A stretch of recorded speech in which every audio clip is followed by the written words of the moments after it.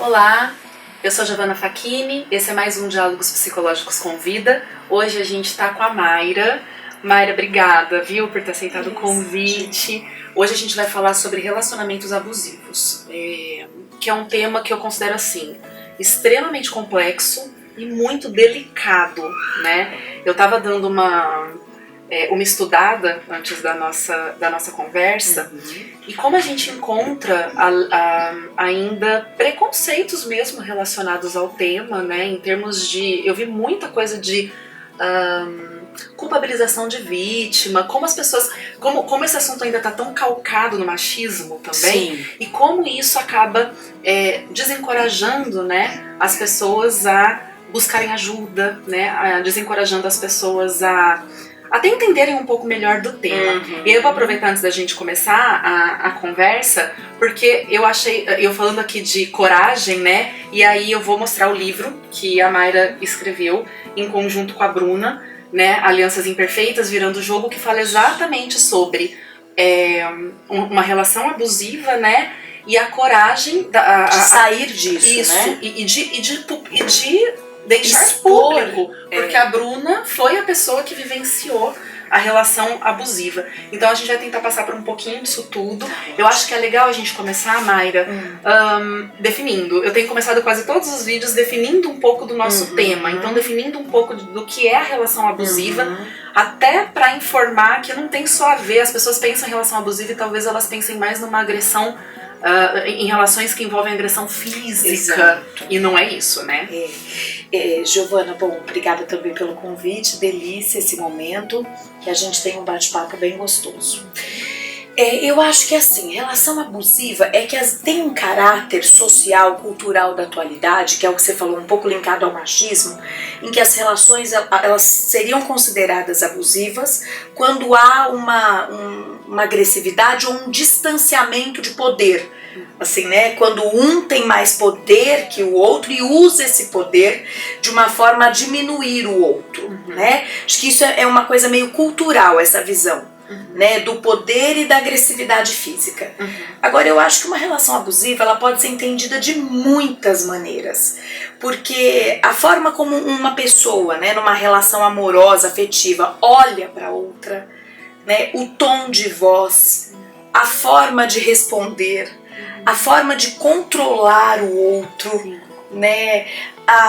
O distanciamento afetivo, aquela polarização, né? Está um lá, um aqui, o ignorar, a indiferença e a agressividade verbal também, né? Assim, no sentido de, às vezes, independente de diferenças de poder na relação, há uma agressividade em que um ataca o outro, né? Um coloca o outro numa posição ou de uma dependência, né? Ou de uma angústia até, dependendo de como ele se comporta, gera uma angústia no outro. Então, abusivo, né? Eu acho que é difícil de se definir de um jeito só, sim, né? Mas eu acho quando, numa relação afetiva, um dos membros, dos parceiros, ele começa a agir de modo em que o outro vá se sentindo desvalorizado, diminuído, inseguro, fragilizado, dependente. Sim. Né? Isso pode aparecer de muitas maneiras. Sim. E quando eu falo em definição, acho que isso é o fundamental. Porque a percepção que eu tenho é que muitas pessoas não se veem dentro de uma relação, não conseguem se enxergar dentro de uma relação abusiva, porque entendem a relação abusiva como aquela... mas ele não me bate. Ele não grita. Ele não grita. Ele é muito amoroso, inclusive. E aí esse é um outro ponto que eu acho muito importante de falar. Como é sutil, né? A inserção do outro num relacionamento abusivo, ela é sutil muitas vezes, né? Essa polarização de ações muito sedutoras para depois vir a desvalorização e o arrependimento, a culpa e esse ciclo que vai se repetindo. Acho que você falou uma coisa super importante, assim, duas coisas. Acho que a pessoa não se vê muitas vezes numa relação abusiva, Giovana, tanto porque às vezes é sutil o comportamento do outro mesmo, né? Não é um grito imenso, não é uma surra, sim, né? São outras formas de controle e de excesso, né? Ou até déficit, porque um déficit forte também pode funcionar como abusivo. né? A gente nunca pode se esquecer que o que vai definir um comportamento, um sintoma, é sempre assim, a função, né? Então aquilo funciona de maneira abusiva, né? Aquilo funciona, gera efeitos muito negativos, que às vezes na forma não aparece, sim, mas na função sim, né? Mas enfim, voltando, por que as pessoas não percebem? Por conta do autoconhecimento pequeno, né? Também eu acho que em geral, né? Não sei se isso é uma questão de Brasil, de mundo, não sei, mas as pessoas se olham pouco, né? Se entendem pouco e não sabem muitas vezes identificar aquilo que elas estão sentindo, que foi produto do comportamento do outro. O outro me ignorou o ano inteiro na minha relação e eu tô sentindo uma angústia, mas eu não tenho certeza se aquilo é produto dele. Sim. Então o autoconhecimento baixo eu acho que é um dos problemas. E o outro é a pessoa ficar presa na forma. Como às vezes as formas de controle, de abuso, de excesso, de déficit, elas não são uma agressividade, um escândalo, elas acham que aquilo não é abuso. Então é uma dificuldade de identificar mesmo o comportamento do outro também, como sendo abusivo e como me fazendo mal. Às vezes a pessoa tem uma tendência a se culpar em tudo na vida e ela não acha que o outro lhe fez mal, né? E o outro ainda colabora para essa culpa, né? Ele ainda faz esse jogo, porque eu falo, é um jogo. Isso. Faz um jogo, é um jogo de controle mesmo, né? E de manipulação. Manipulação, né, isso.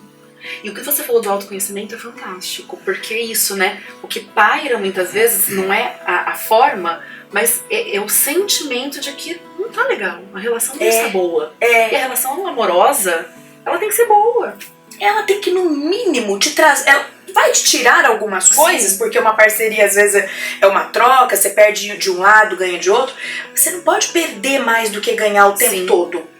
Né? E quando você começa a perder mais do que você ganha, acho que esse é um dado, acho que esse é um critério, sabe? Eu tô perdendo muito, eu tô muito ansiosa, eu tô insegura, eu tenho medo dele chegar e me falar alguma coisa, eu não vou fazer tal coisa porque eu acho que ele vai ficar bravo, ou ela, tá, gente? Tanto faz ele. Eu vou chegar nisso. Ele e ela, eu só tô usando como exemplo mesmo.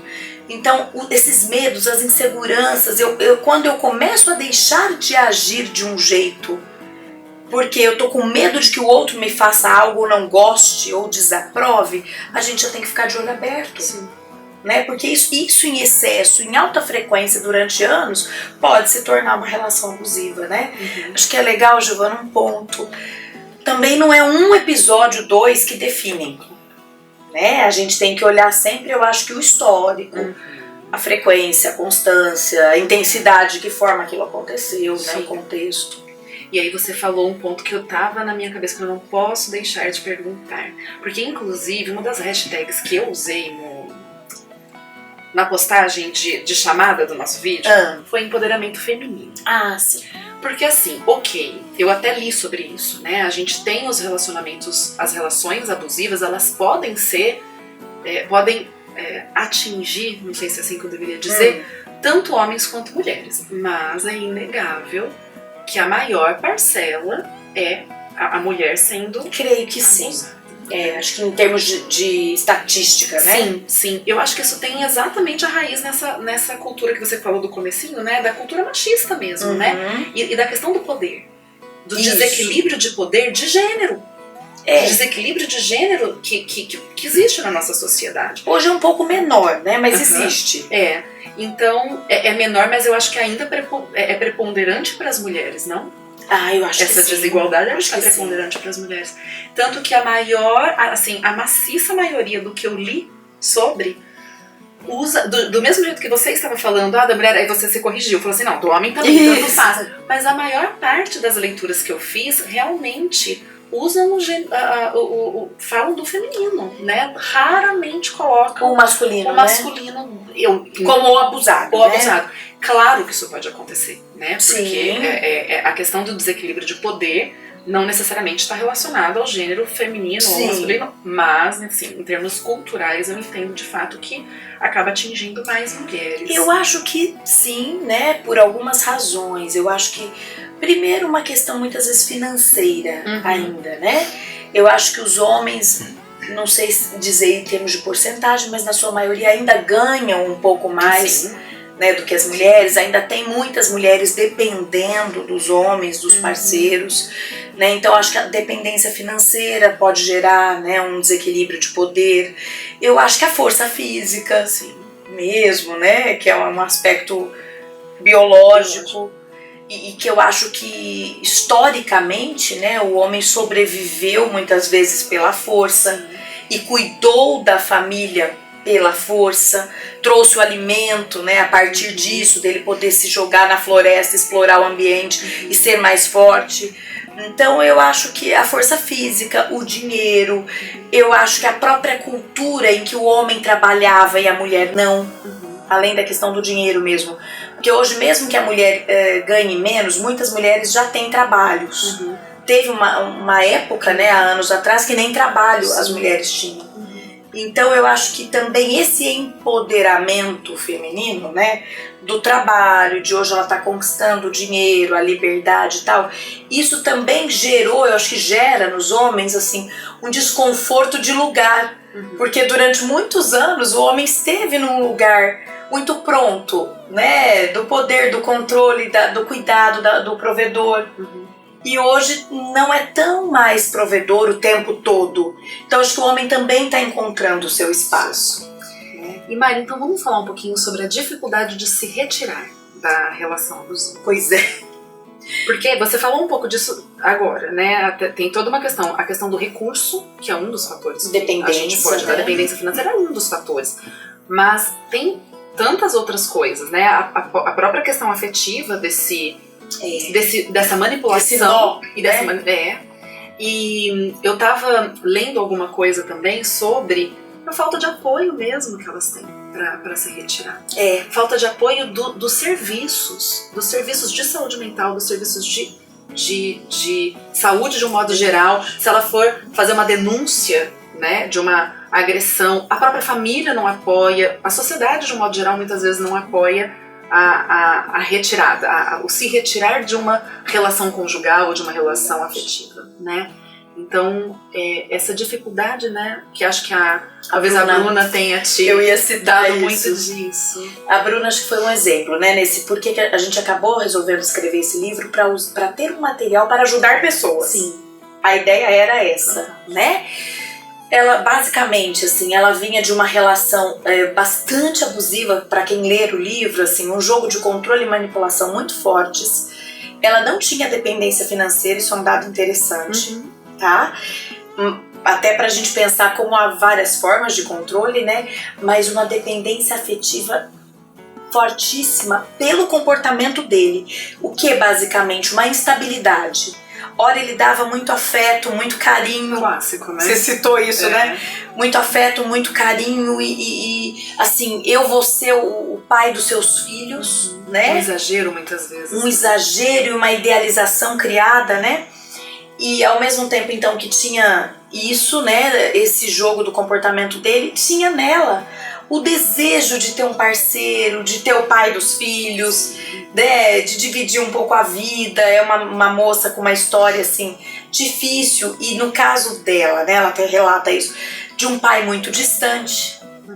Então a gente juntando as peças do quebra-cabeça, né, ela com desamparo afetivo na história familiar, ele vindo como a solução de todos os problemas, né? E como a suposta salvação, encaixando, né? No sonho dela, né? Encaixando no sonho dela, criando mais sonhos para ela e ela aumentando os sonhos a partir do que ele dizia, né? E isso virou um jogo. E por isso que isso vai ficando muito difícil, Giovana, porque você perguntou da dificuldade de se retirar, né? Porque aí a pessoa realmente passa a achar e sentir que ela não vive sem aquilo. É quase água e comida, assim, né? Vira uma função afetiva vital, né? Em que ela está sendo salva. A Bruna, no início da relação, em que ela ainda não tentava sair, ela se sentia assim, presenteada pela vida e salva, né? Então muitas vezes as mulheres, eu acho que entram nisso, não só na dependência financeira e no controle pela força, mas também no controle por ver naquilo a saída de todos os seus problemas, a resolução da sua vida porque ela tem um parceiro agora, e o encaixe afetivo que ela acha que ela não vive sem. Né? E sair disso é muito difícil. Você acha que você precisa daquilo para viver, né? E o jeito que o outro faz muitas vezes faz você achar. Com certeza. Hora dá, hora tira. Sim. Quando ele tira, ele fala, mas eu tirei porque você errou. Você me cobra muito, culpa o outro. Né? Então a pessoa envolvida fica insegura, fragilizada, dependente, querendo cada vez mais. E quanto mais ela quer, mais ela cobra dele. E em mais ele joga a culpa. É um ciclo vicioso, assim, patológico mesmo. E pra sair, se essa pessoa, você falou do apoio, né? Realmente, no caso da Bruna, por exemplo, a terapia pra ela foi um grande instrumento. Porque a gente entendeu o quanto aquilo estava fazendo mal, o quanto ela identificou o que estava acontecendo, o quão ela estava dependente, o quão ela tinha medo de ficar sem aquilo, o quão também não estava saudável. Então o autoconhecimento, a identificação, a força que eu dava. Depois ela tinha uma amiga que ajudava muito, tá? E que no livro ela até conta isso. E eu também trabalhava com ela muitos exercícios para sair disso. O que eu acho, então ela teve um apoio. Não, né, foi suficiente porque ela conseguiu sair, mas demorou. Sim. Eu acho que muitas vezes as pessoas não encontram esses apoios porque a sociedade ainda é muito presa em mantenha sua relação a qualquer preço. Isso. Era isso que eu queria. Né? Acho que era isso que você queria chegar. Sim, era isso mesmo. Mantenha, tem alguém. Né? Porque é melhor suportar. Né? É melhor. Ele é tão bacana. Ele é tão bonito. Ele é rico, sei lá. Até porque eles tendem perto das outras pessoas a se comportar de modo absolutamente sedutor. Exatamente. E aí o outro tá exagerando, tá fazendo tempestade num copo d'água. Quer demais. Quer demais. Né? Então eu acho que pra sair, assim, você precisa sim de apoio, porque é muito difícil sair sozinha, porque vira função quase vital, né? Mas ao mesmo tempo é difícil ter o apoio porque as pessoas não enxergam o quão mal aquilo tá fazendo pra pessoa envolvida. Né? E também porque tem na nossa cultura, mantenha uma relação, que o importante é ter alguém. Né? Eu acho que, tanto é que ainda, embora tenham índices de divórcio muito altos na sociedade atual, as pessoas querem muito ter alguém de qualquer jeito, querem casar. Né? Aí eu casei. Né? Eu nunca me esqueço, faz 1000 anos eu vi a Adriane Galisteu uma vez dando uma entrevista, ela falando assim, que acho que ela tinha se separado, falou, mas agora eu sou divorciada. Pelo menos eu não estou solteira. Pelo menos. Então daí pra gente entender a força que tem o estar com alguém. Então além de toda a dependência, a fragilidade da pessoa envolvida, o estar com alguém se torna outra fonte de manutenção dessas relações adoecidas, né? Ai, Mayra, eu acho que era nisso que eu queria chegar mesmo, sabe? Em termos de conteúdo pro pessoal, assim. Porque eu fico pensando que um vídeo como esse, uma conversa como essa, ela tem que chegar nos ouvidos daquelas pessoas que se encontram nas relações abusivas, né? E entender que a saída de uma situação como essa não é uma saída instantânea. Eu acho muito interessante você ter falado do processo psicoterapêutico. Eu sei que aqui somos 2 psicólogas falando. Eu sei que processos psicoterapêuticos eles não são acessíveis para todos. Existe no sistema público, mas a gente sabe que também não é todo mundo que consegue acessar. Mas eu acho que o importante é entender que mesmo que se tenha acesso a esse conteúdo, não significa que porque uma mulher entende que ela está numa relação abusiva, ou um homem entenda que está numa relação abusiva, o conhecimento basta para se retirar. Sim. Né? Eu acho que isso é uma outra esfera do problema que é preocupante, porque o que a gente percebe nessas tentativas de tem muitos canais hoje que mostram essa temática e que tentam empoderar, né, a mulher, principalmente, dos que eu vejo, mas que tentam empoderar o indivíduo para se retirar da relação, mas com informação apenas. Então, assim, saiba que você está numa relação abusiva. Isso faz saia mal, disso, né? Saia disso. E sair disso, né, sem um suporte, porque a autoestima da pessoa fica extremamente fragilizada, o autoconceito, ela tá esfacelada. E não basta dizer, então tá, eu tô numa relação abusiva, então vou sair. Então acho que é muito importante isso, acho que é um ponto, né, de entender que a retirada dessa situação, ou se retirar dessa situação não é instantâneo, não é fácil, sem apoio é muito difícil. E para fechar, eu acho que tem um ponto também que, rapidamente, né, que a gente precisa pensar em como a gente está criando as nossas crianças. A gente precisa ensinar as nossas crianças, nossos meninos e nossas meninas, né, a se conhecerem, a identificarem o que é abuso, a identificarem o que não se pode aceitar e o que não se pode fazer, né? Exato. Então eu acho que essa cultura ela só pode mudar se a gente tiver um olhar diferente também para as nossas crianças, né? Porque pensar em prevenção, né? Enfim, pensando a longo prazo, eu acho que esse é o caminho. Mayra, nossa, foi muito bom. Muito obrigada pela sua participação, tá? Esse foi o Diálogos Psicológicos com Vida, a gente se vê no próximo. Obrigada.